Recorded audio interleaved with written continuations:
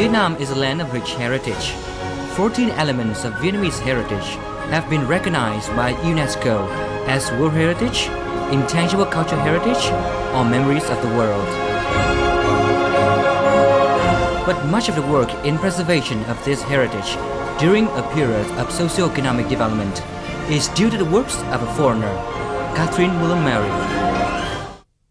Hello and welcome to this edition of Talk Vietnam. Our guest for today's show is Ms. Catherine Muller-Mary. She's the representative of UNESCO to Vietnam, and we're lucky enough to have her in our studio today. So please join me in welcoming Catherine. Hi, Catherine. Hello. Thank you very much for coming. Thank you for inviting me. Thank you. How are you today? Fine. Actually, very happy to be here and take a little bit of a rest from all the work we've had this past weeks. I'm sure you have a very busy schedule. We really appreciate your being here. Thank you. And you look absolutely amazing in the Ao Dai. Thank you very much. And it's a lovely Ao Dai. Yes. Yes, I've noticed that here in Vietnam you have the Ao Dai on a lot. It must be kind of a favorite dress now. Well, actually, it is very comfortable. It helps me to blend in with the culture, helps me to understand the people better. And actually, I mean, just look at this amazing work. Gorgeous. It's beautiful. It is amazing, Beautiful right? embroidered Yes. work. I got this from the designer Lang Huang, and she has a group of people who do a lot of embroidery. So I really like the colors, and also this represents the old quarter. So Yep. yes, very nice. It's beautiful. And we'll talk more about Ao Dai and your love for Ao Dai a little bit later in the show. But first of all, let's talk a little bit about your position here, being here in Vietnam, your work. You are the representative of UNESCO to Vietnam. Can you explain a little bit about your job and what you're doing here in Vietnam? Well, actually, representing UNESCO is a pretty easy job in this country. Easy in the sense that Vietnam understands UNESCO, knows how to use UNESCO's potential, because we're an agency that really is constituted by the different countries. So the different countries are our governing board, and we try to do the work that is needed based on what the country requires from us. We have here 5 sectors in which we work in all 5 sectors, and most important, we're part of the United Nations team in Vietnam. So being a representative here has meant a lot to me in terms of learning about this beautiful culture, and in terms of being able to give something to the Vietnamese people who are so hardworking and who've done a lot to show the international world how they have overcome their difficulties. Born in Costa Rica to German parents, Catherine Muller-Mary used to be an English teacher. She has postgraduate training in competitive enterprise management and a master's degree in education. For over 30 years, she has been working in the field of technical and financial assistance to developing countries with different donors and cooperating agencies in Tajikistan and Peru. Based in Vietnam since late 2009 as the UNESCO representative, Catherine is responsible for work in 5 areas: education, culture, communications and information, social sciences, and natural sciences. She is able to travel to various corners across Vietnam and thus develop a bonding with the country.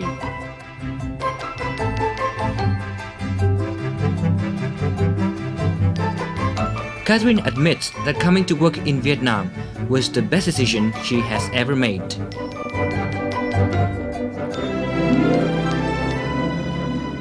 How do you find working in Vietnam? You said it's an easy place to be a UNESCO representative.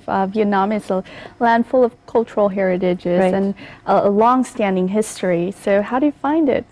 Well, first of all, it keeps me very busy.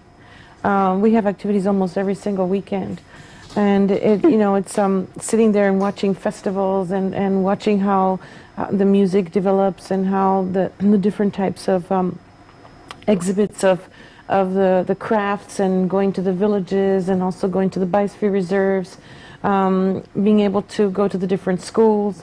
It really is a big space of work that we have here, and I think we have very important programs also. especially targeting, poverty reduction and assisting the government in those specific areas where we find that the UN and UNESCO have a very special place to work in. So it is very fulfilling. I can tell you, I feel very satisfied. I feel that what we do is something that is required, it is needed, and you can feel the retribution. So yes, I can say that I'm very happy to be here and very pleased to be able to work here. Wonderful. I have a wonderful team as well at UNESCO. Awesome. Yes. And you've talked about the different kind of sectors and fields where UNESCO and you work in. Let's talk a little bit about the field of cultural preservation here in Vietnam. What are some of the challenges working in that field here in Vietnam? Well, you see, UNESCO has a global role in protecting history, in protecting heritage, and especially in protecting culture as the identity of the people. And in that sense, globalization starts taking over and starts having its effects. And Vietnam is just the Ao Dai. When you see an Ao Dai, you know that is Vietnam, exactly. Right? When you see the rice field, you know it's Vietnam. So there's so many things about Vietnam that the world knows, and that we need to make sure that these are protected and kept for the future generations. It is about remembering where we come from and where we go to. So our role in UNESCO is making sure that these sites are covered by responsibility, by people who are caring for it, who are making sure that they're protected, but also that they're adequately used, because people live there and they've been living there for generations. So in that sense, I think our role is important, and we work not only in tangible heritage, but also intangible heritage, intangible culture. Vietnam currently possesses, until now, in 2011, possesses 14 natural and cultural heritage, all recognized by UNESCO, both tangible and intangible. Have you been able to visit all of these sites?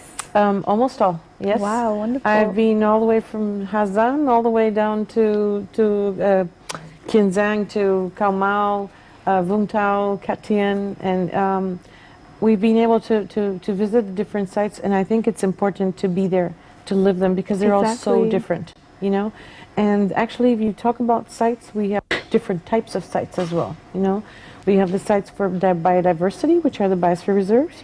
We have the geopark, which is like geoheritage in Dong Van, yes, up in the north. And then we have the World Heritage Sites, and as you said, we have both cultural and natural. So visiting them has helped me also to better understand them and to better know what their needs are, and how we as a representative of UNESCO can better support, in helping in training for the management plans and in identifying the very specific needs that they have. And we have quite a bit of programs supporting each one of these locations. Wonderful. So it must have been a lot of travel, I'm sure, throughout the 14 sites, almost all of them. What kind of impressed you the most? Any kind of stories that stick to mind throughout these trips? Ooh, too many stories. If you had to name one. If I had to name one, I think the visit to Nha Trang impressed me quite a bit because of the historic relationship with Ho Chi Minh. Yes, Nha Trang. Yes. That's the hometown of Ho Chi Minh. The hometown of Ho Chi Minh, exactly. And when we went to visit the Biosphere Reserve, we also went to visit his original town. Yes. And also his parents' home, and learn about the history, how they met, and very, very interesting. But also to see how people are so linked to this history still, and how people really need to feel this leader still there, And so I also was impressed by the research I did on how he promoted the biodiversity and the protection of biodiversity, and how this is linked. So I'm very happy that this Biosphere Reserve got recognized, and that now it's bringing benefit to the local communities as well. Now, I have a list of the cultural and natural heritage is here recognized by UNESCO, and I know you've been able to kind of do a lot of research on each of them. So, but just for our audiences out here at home and also in the studio here, I'm going to list them, and if you can kind of give me an adjective or a short description of what you think each sites mean to you. Okay. So let's start. First, the complex of Hue monuments. Oh, I would say timeless. Hạ Long Bay. Well, apart from being majestic, it's also vivacious, It's got this energy in it. The Hoi An ancient town. Oh, Hoi An is colorful. The lanterns. Yes, I think of shopping in Hoi An. Ancient, yes. Mỹ Sơn Sanctuary. Spiritual. Yes. Phong Nha Kẻ Bàng National Park. Wow, Phong Nha Kẻ Bàng is, I would say it's mysterious. And one of the things that was very interesting to me about Phong Nha Kẻ Bàng was to know that it's not only just a cave, but it is also a site where during the war, they were able to set up a hospital within those caves. Oh, wow. And the soldiers were able to be protected there because the caves could not be seen from above, you know. There's a sense of, yeah, it's quite mysterious. there's a sense of a historical link Yes, there as definitely, well. The Nhã Nhạc, or Vietnamese court music, is an intangible heritage. When I think of Nhã Nhạc, I think of majestic.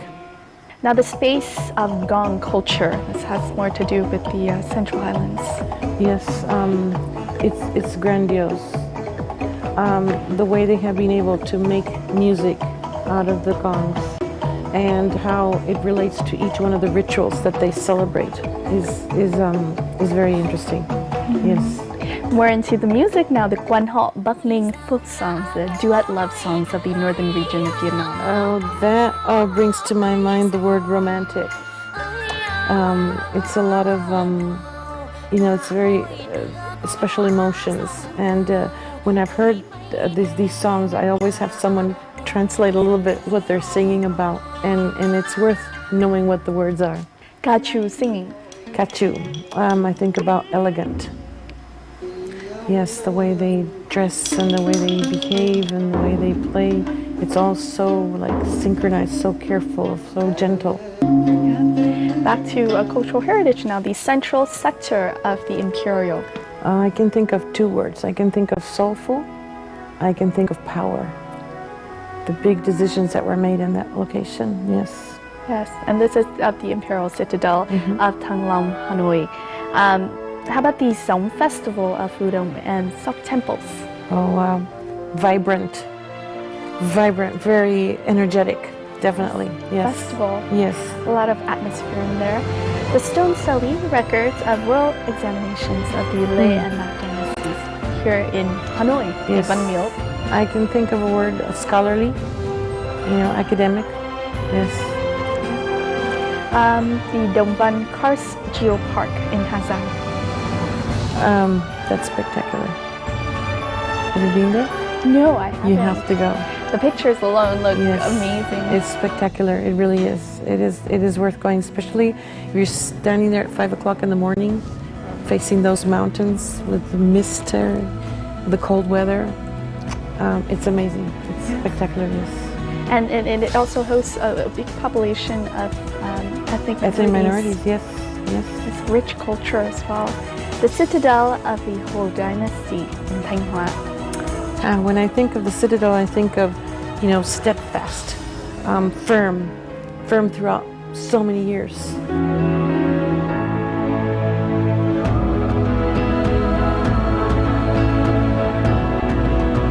And that was our list of 14 heritages.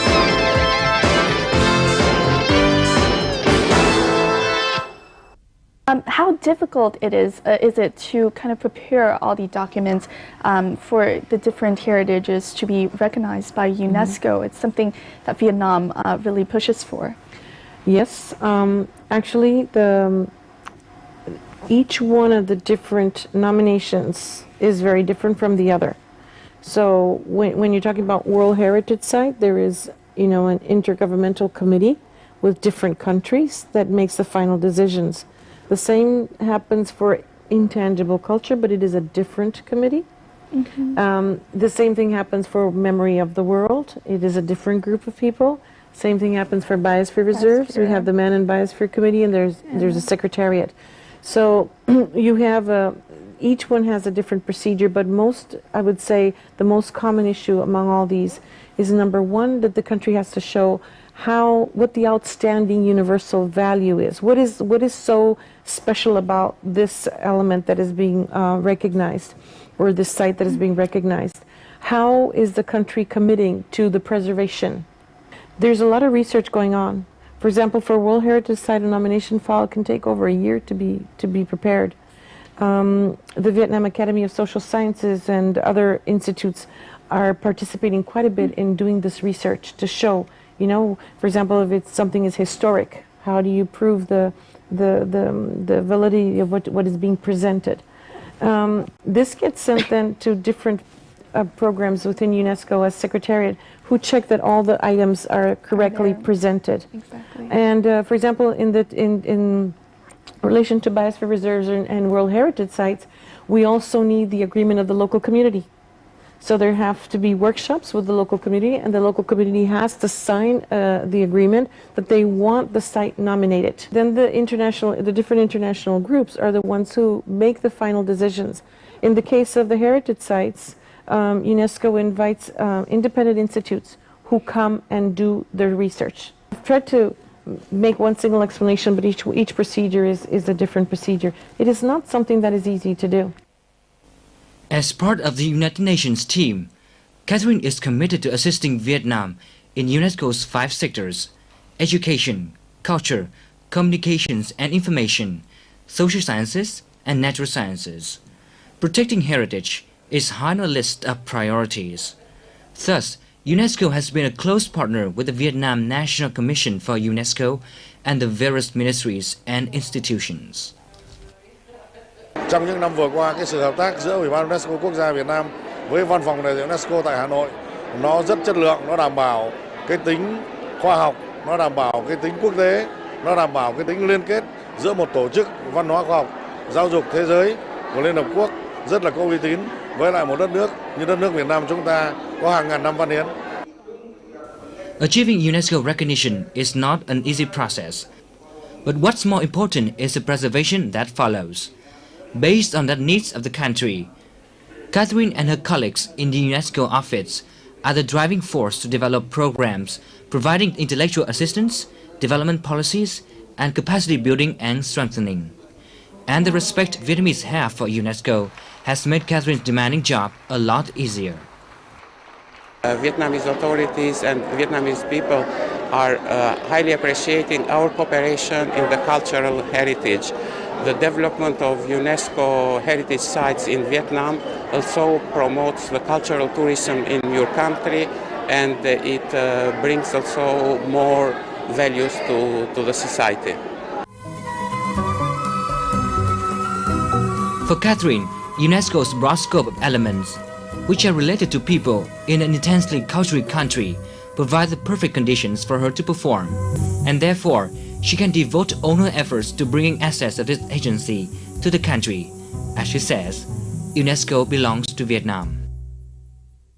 What should Vietnam do in order to kind of fully take advantage of all of these titles, the so far 14 titles that we've been able to gain? I think Vietnam knows what has to be done. These sites have brought a lot of income to the country. They have generated a lot of tourism.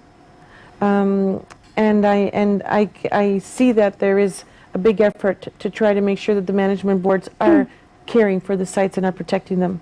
And I think with the work that we're doing together, you know, we're working on how to plan better for tourism, because you cannot exaggerate.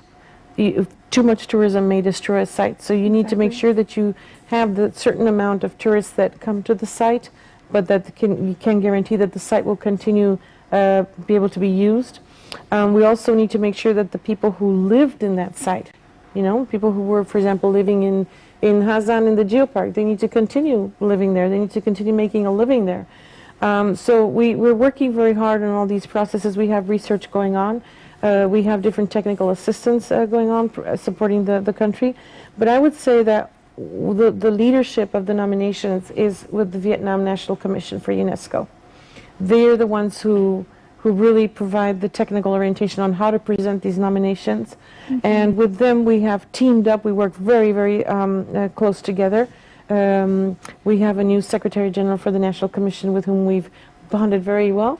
And we have good plans for the upcoming years to really continue working together for these sites. Exactly. Now, being able to kind of visit the sites yourself and being able to see how the local people, how they're working with the sites, what do you judge of the efforts of the local people in working with their preservation of the heritage in which they're living?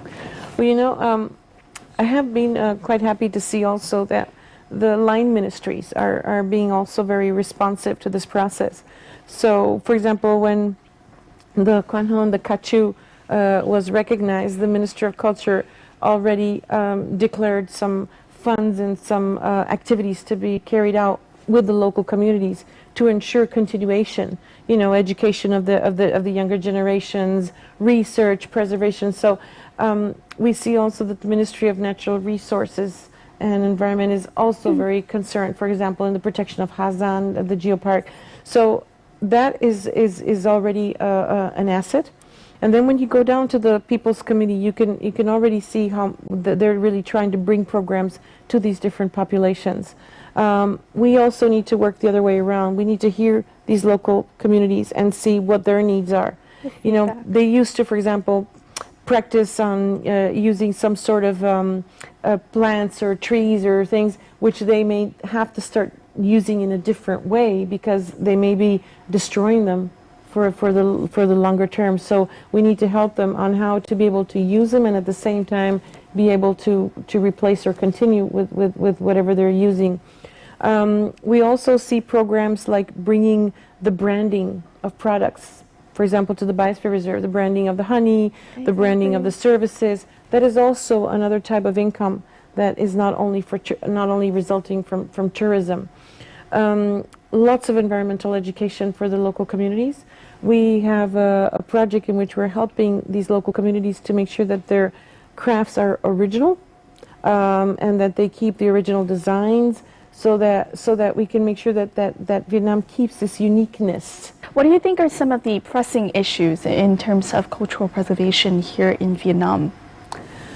Well, first of all, I would like to say that I can see that there is there's a lot of consciousness in the government and the local authorities. We need now to have the whole population be part of this. All of Vietnam needs to be part of it. They need to protect the sites. They need to be able to visit them, but at the same time make sure that they're caring for these sites. As UNESCO, we're trying to promote a campaign to eliminate all sorts of garbage and pollution in these sites. And I think we need everybody to be part of it. And also, to help us to protect, for example, when you think about the langur monkeys up in Cat Ba, in Biosphere Reserve, and you think that they only exist, the only place in the world where they exist is in Cat Ba.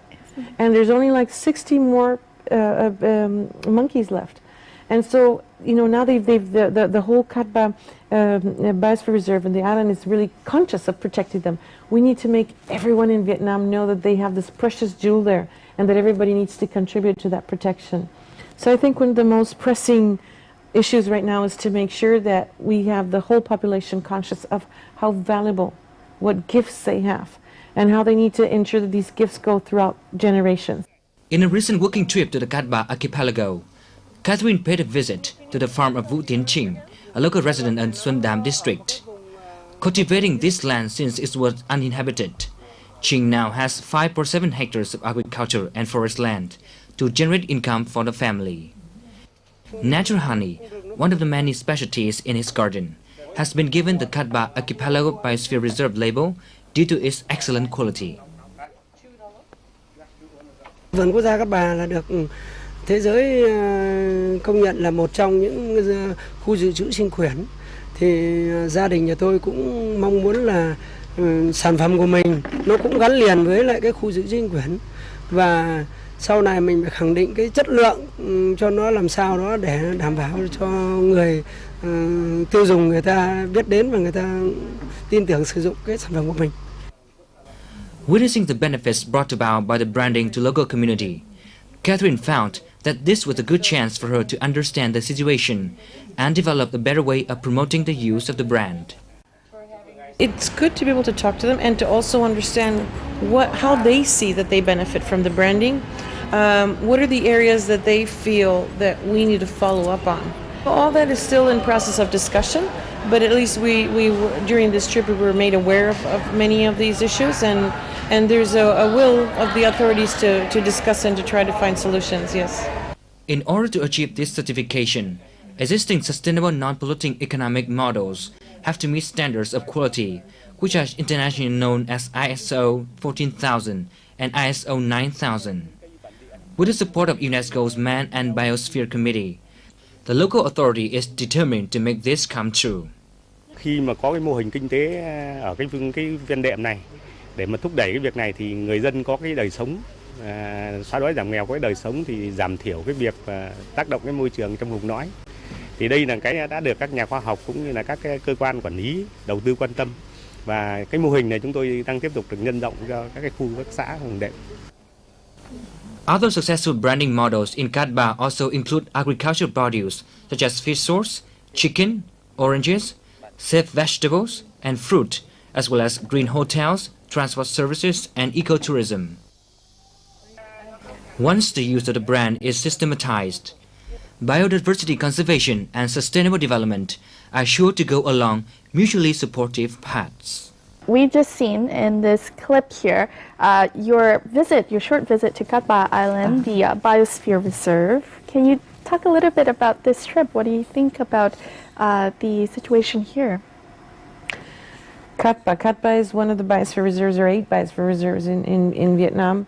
For UNESCO, the biosphere reserves are very, very important because it is about protecting biodiversity. Of course, it is also protecting culture because you help protect the local communities that live there. But biodiversity needs to be protected. And I think Katba is an interesting example of how a small island has become the target of so much tourism, over 1 million tourists a year coming just to Katba, and how it is trying to cope with this amount of tourists that's coming to the island, and how many beautiful things it has to show. There's a lot of people who I know that love to go to Katba to see the fishing, to do fishing, just to sit at the beach. I think one of the things when I think of Katba, I think, like as I mentioned before, of the langurs, the need to protect the monkeys. There's also the national park there. Yes, the national park. Yes, it is. It's a site that has a combination of so many things. It has the beach, it has the forest, it has the animals. It's got a combination of a lot of things. So I like to visit Katba, and I hope that we all commit to protect Katba. Yes, definitely. Kind of keep the tourism to kind of a balance in order to preserve. There has to be a balance. Yes, definitely. How about the people living there? You mentioned earlier that they've been able to kind of brand their products. Yes. After the recognition of the biosphere.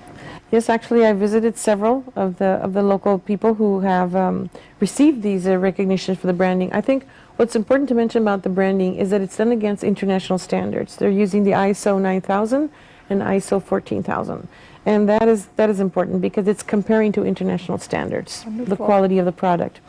I see that there's a lot of creativity in trying to identify products and being very careful about the quality. You know, when you go see the quality of the honey there, it's amazing.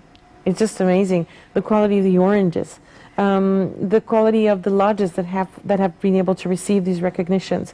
So I think it's about raising standards. You know, you want maybe not so many tourists, but you want tourists of a higher quality. Tourists who come back often. Tourists who are careful about the location, that they care for it, you know, that participate in that responsibility. So I think Katba is trying to do that, trying to show how they're doing that. We also have an important program with youth, with youngsters. They have amazing projects there, and we just recently gave some certificates, so you can see how the young generation is very committed to protect and also to participate actively, because participation of the community is fundamental. Exactly. Catherine has a close connection with the host country. All her family members, including her husband, her 3 sons, and the in-laws, have already visited Vietnam, her home away from home. Catherine's husband is the biggest supporter. He follows her everywhere she goes. blends in easily in festivals and events she participates in. Also, her three sons are a great encouragement for her job in Vietnam. For Catherine, each souvenir she found in different areas adorns the so-called Vietnam corner in her house.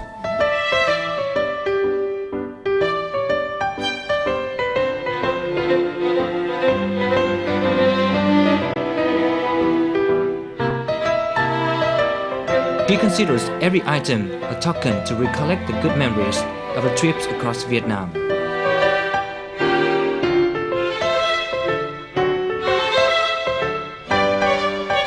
During her stay in Vietnam, Catherine has a chance to travel from the further north of Hà Giang province to the further south of Cà Mau and all the way along the coast. Each area has engraved an unforgettable footprint in her heart. When I was given an opportunity to choose the country that I would be appointed to, I immediately went for Vietnam. First because I had heard so many beautiful things about this country. I was interested in seeing, meeting the people who had overcome such many years of hardship and had turned this country around into a prosperous country.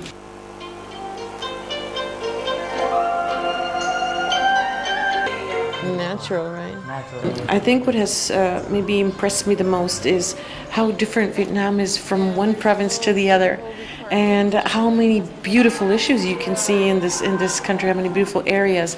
And then, the different musics, the different outsides, the different dresses. It's just like a colorful painting that never stops moving. It keeps, growing and keeps moving and keeps re-energizing itself.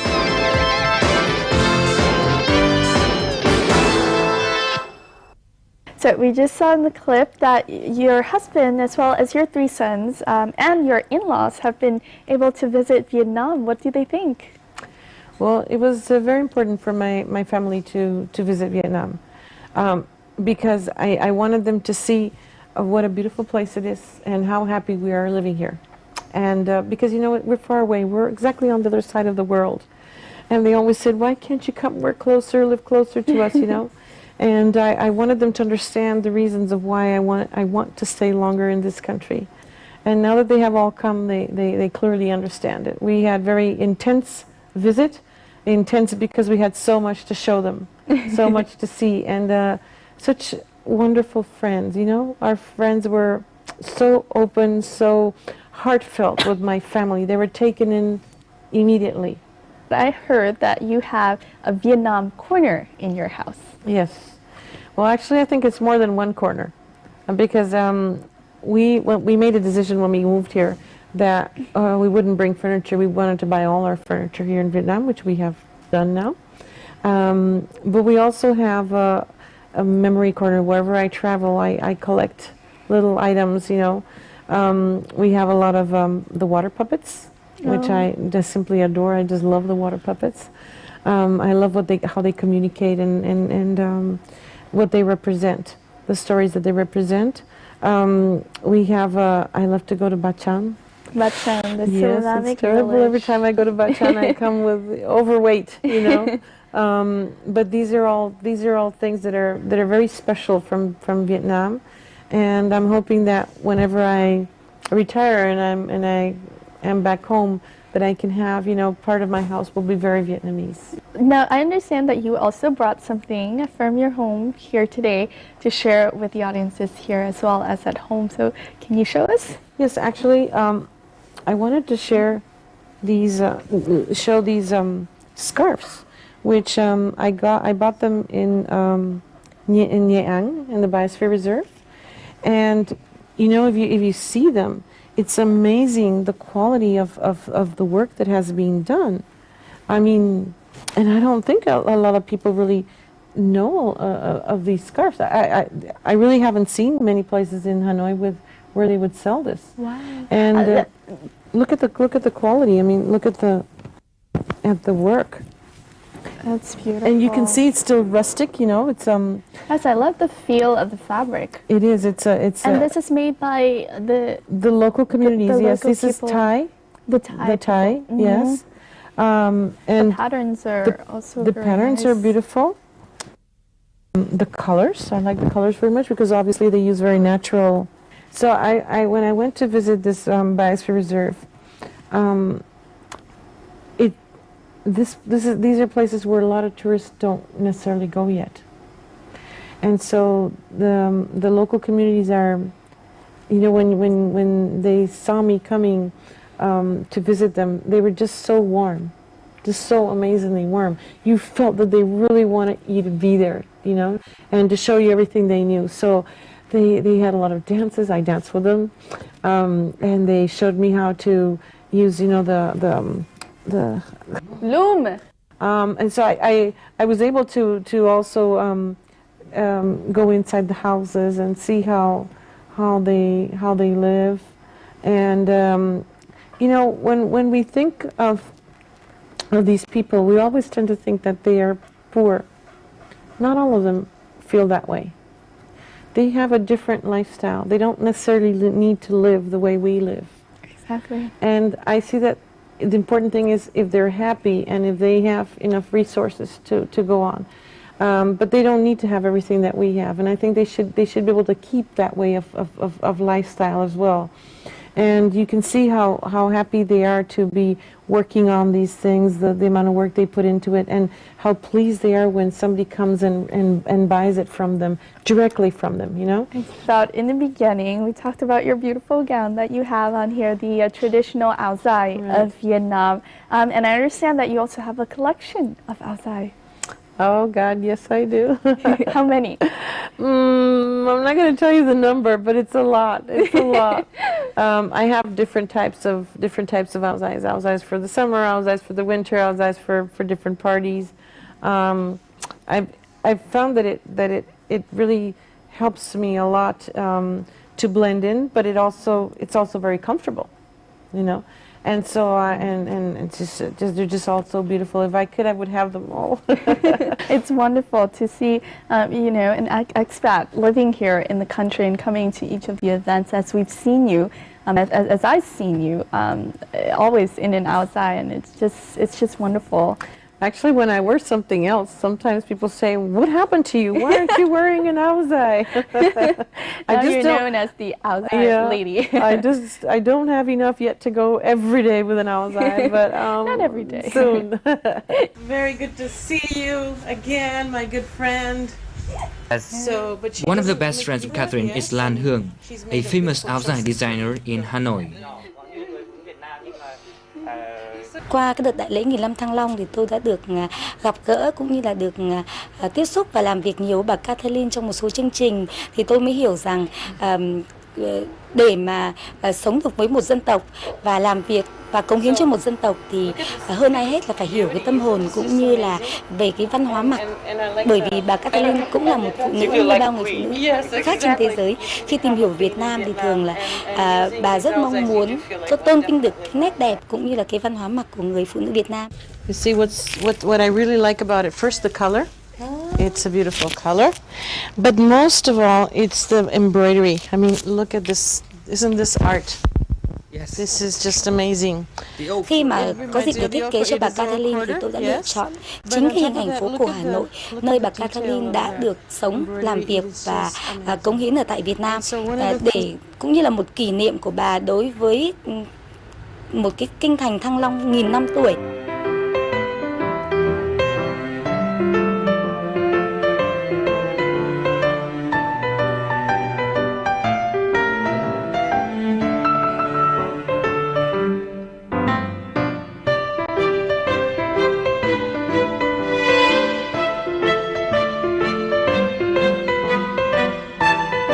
Little by little, the bonding between two women of two different nationalities is being cultivated.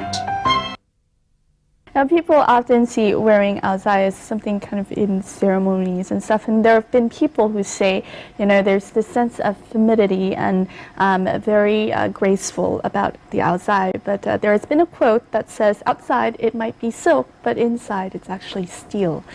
What do you think of that? Well, you know, when you say that, it brings to my mind that the Vietnamese woman is very stylish, wearing the áo dài. But the Vietnamese woman is a woman who has endured hard times, who is very hardworking, and who has overcome these hard times. And I think that quote represents more or less that feeling, you know. Inside steel, very strong, very capable, very enduring, hardworking, and outside, you know, the soft style, the soft, how can I say, the figure, very nice and blending and gentle and very caring. So it's balancing these two is not an easy thing, and I think that the Vietnamese woman has managed to do that. Yeah, a very overall figure. Yes. Definitely. Yeah. Do you think áo dài being such a unique and kind of identity of Vietnam, wherever you see the áo dài in the world, you think Vietnam. Do you think it might be considered a traditional heritage, or maybe someday? Well, if it was, I'd be the first one to vote for it if I could. But actually, you know, I think that it all depends on how you present it, because when you present intangible culture, some of it has to do with the dressing, but it also has to do with the history. Yes. It also has to do with the culture. How it links. How it links. It has to do with traditions, and the good thing about the áo dài is that it's about traditions, but it's also about modernity. You can find all sorts of colors and styles, and it's still an áo dài. So why not? Why not? Somebody may end up presenting it one of these days. So think about it. Yeah. Everyone out there, think about presenting the áo dài to become a World Heritage, because that would be awesome. The last question for you now. We talked a lot about cultural preservation today, and how, you know, you talked in some instances how the youths can kind of play such a big role in that.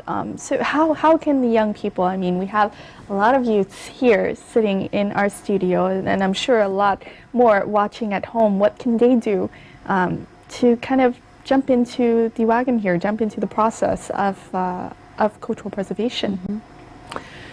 Well, there's a lot that youth can do.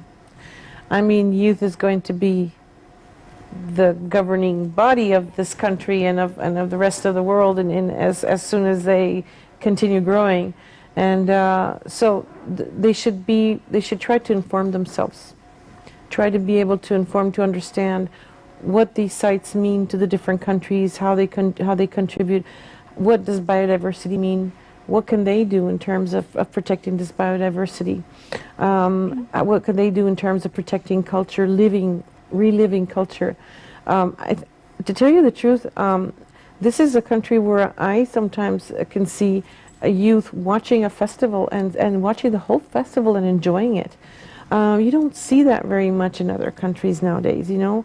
And I think that's something that we need to try to continue to extend, that it doesn't get lost.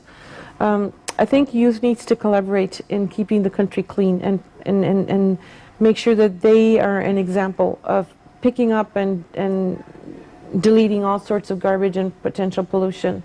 That is one of the areas where I would invite them to mostly try to contribute.